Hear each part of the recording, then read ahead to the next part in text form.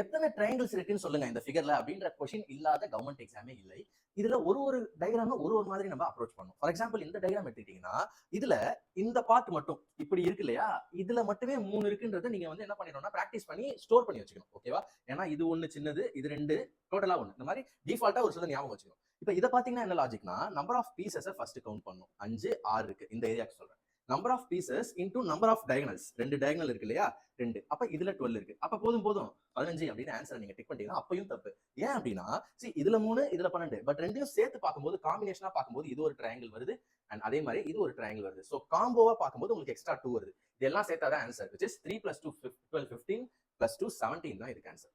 சரியா? இப்ப இது பாத்தீங்கன்னா டோட்டலி வேற லாஜிக். இது நீங்க என்ன ஆரம்பிச்சீங்கன்னா குட்டில இருந்து போயிட்டே இருக்கும். இங்க ஒண்ணு இது கட் ஆகும் போயிட்டே இருக்கும். சிம்பிளா என்ன பண்ணணும்னா எத்தனை ட்ரையாங்கிள் இருக்கு இந்த மாதிரி பெருசு சேர்ந்த மாதிரி எத்தனை இருக்கு? 3 இருக்கு. ஃபார்முலா என்னன்னா n × n + 1/2. ஓகேவா? ஸோ சப்ஸ்டிட் பண்ணீங்கன்னா 3 × 4/2 போட்டீங்கன்னா 6 தான் இதுக்கு ஆன்சர். இது வேற லாஜிக், இது வேற லாஜிக்.